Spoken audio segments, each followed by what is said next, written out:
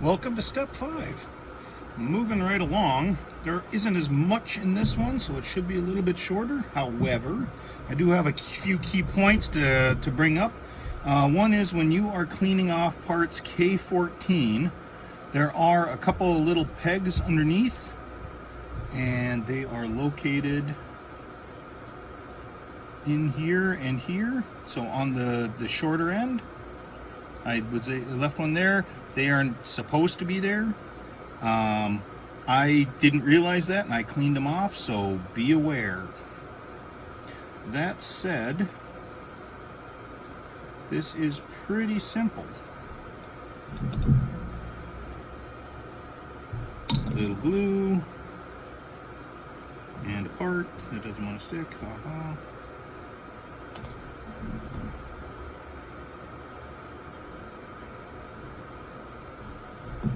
And then this is the positive. Now, it doesn't say not to glue the joint, so I'm gluing the joint.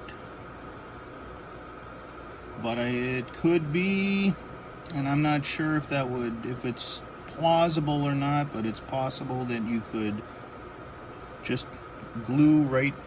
Oh, I guess I should have this more on the camera. You could possibly just glue the joint together here and not up here, and that would allow the arm to move. I don't know if that's important.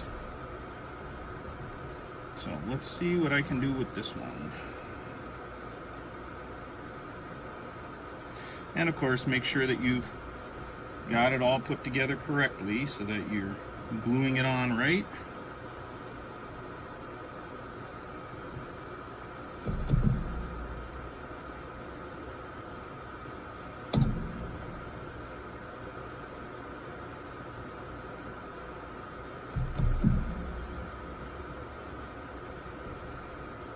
Glue around these edges. Now, as long as we're dealing with knockout pins here on the inside, as long as there's no material stuck up over the top, I don't worry about them because they're going to be the gluing surface. So I've got those parts all hooked together. Now they want me to glue on these shock absorbers without the positive pins. I'm a little worried about putting them in the wrong position and then not being able to figure out what goes where, having it become a problem.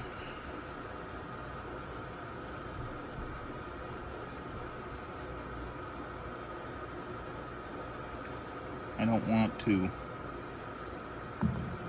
find out later on that I've put the bell on a millimeter too much in one direction or another, and therefore have caused a problem so that things don't fit or they fit a little cockeyed. So I'm going to mark the spot where the pin should be right there, just as a guide. Now,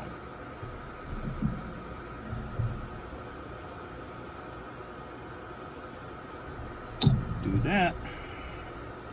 And I'm going to pretend like there is a pin right there.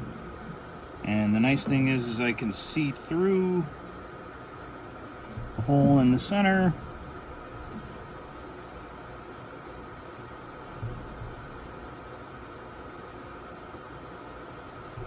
So I can get it pretty darn close to where it should be.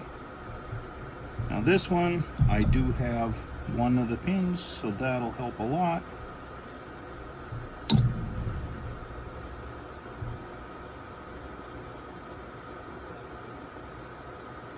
It'll also give me a bit of a positive feed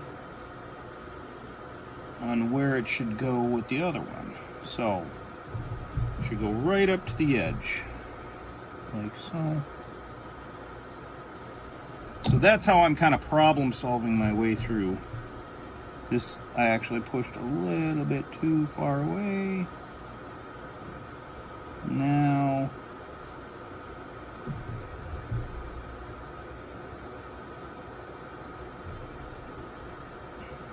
Now it matches up. Again, a little bit of glue. And we're down to this point right here. Now, orient, orient, orient.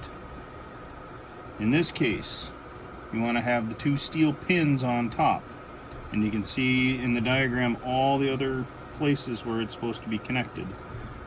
And to get this put on properly, you got to wiggle it through this,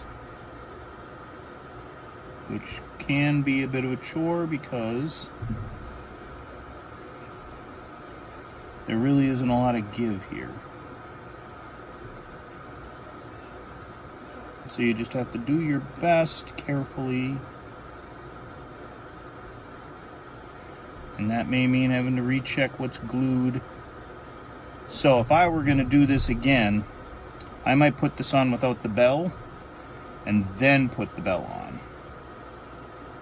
I'm also going to try and keep this facing straight down. I think the better idea is to just glue the two halves together, at least initially, like this one here. And then as time goes on and you get everything more situated, as you'll see, you might be able to go back in and glue the parts on. Now this takes a little bit of work. There we go. They are in. It doesn't look like they've moved, or if they have, they haven't moved very much. So that's that. Moving on, we have the other piece oriented correctly again. Again, in this case, the pins are on top. And we've got the pin in the center, which I thankfully did not carve off. Both of these are the same, so it doesn't matter which side they go on. Just positively glue them on. Like so. Orient them so that the larger head of the spring, I'm going to call it that, is facing towards the side that has the steering rod on it. And there is a little bit of give. So all of this might take a little bit of work as we go along to make sure everything is straight and square and plumb and flush as need be. But right now, I just want to get this set up where everything is glued and starting to set. Go back in on the back sides to get a little glue in there. Make sure that everything's good, and that looks good as well. Now, while it's drying, I don't necessarily want it leaning on the springs, just because. So put it upside down. That seems like the best, and you'll notice that they're not quite square. So that's where you gotta keep an eye on things. Now, moving forward, we're bringing in the chassis. As we've seen here, it wants to hook things together. And that's the way I'm going to put it. The problem is that this stuff has not dried out yet. And if you look, things are a little cockeyed underneath, a little adjusting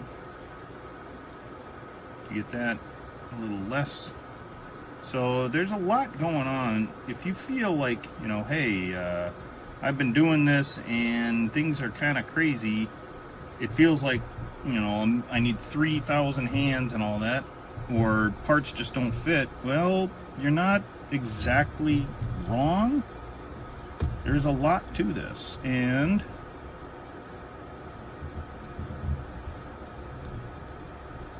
getting these parts to fit is not easy. So what I'm doing is lining up the pins for the one side and pushing it in. Now, without too much force, I'm getting this to go down and in for one set, but the other side there, that took some work. And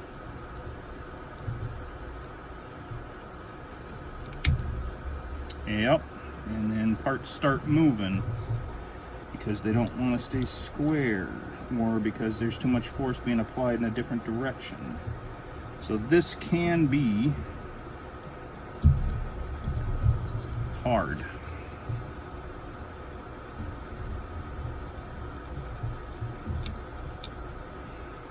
So you can see this whole thing is kind of crumbling apart at this point. There, there, there, and there. So now everything is where it's supposed to be at this point, located. Now I'm going to go back through and put some extra glue in here, because with that coming apart at that point in time, sometimes that joint can be weakened, even if it's still kind of sticky. And I would rather have a good, solid setup where I know I'm not going to have problems. Now, at this point in time, everything's positively located in there.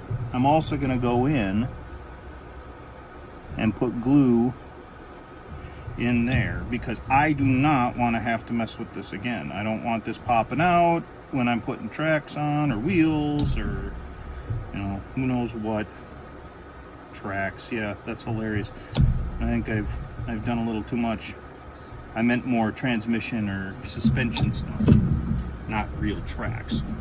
At least that's what I was thinking. And here's where having the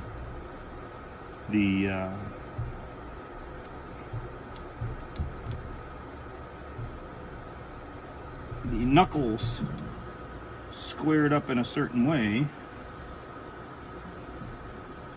because then I can put these parts in. But you can see, even though this lines up really, really nice, it's going to take a little bit of scooching.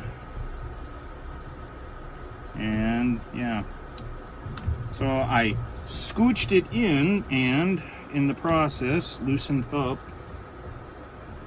my suspension again. This can be, as I said before, tricky. This is complicated. This is, if you feel like you don't have enough hands, or things just aren't working, patience, patience, patience, patience, because it leads up to, we now have the power setup on the first one. Now, going to the back, you'll notice that these rubber pieces have an angle to them. Looking at the instructions, when they go in, the flat part goes on the bottom and the angled part goes on the top, and the angle should be higher in the back than in the front. And they just slide on right here, which is nice. So as I'm saying, the angle is in the back, like so. And then we're going to take our parts that we set up earlier, and it looks like, when I'm seeing these just squish in ever so slightly, this part right here remains wiggly, is the word I'm going to use. And then you just need to find the positive attachment for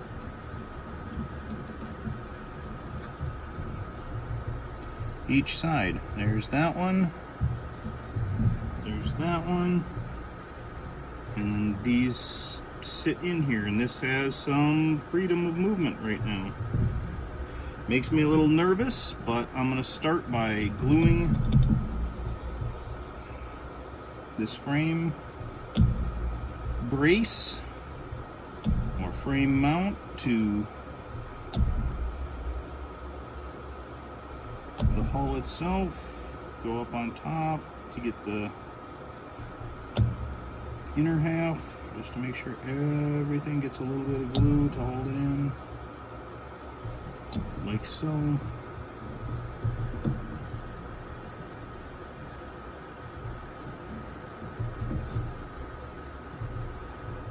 Okay, so with that set up like that, and again, I want you to see there's an angle to the parts. They're not square. There is some movement right now with this. With that, we've completed step 5. See you at step 6.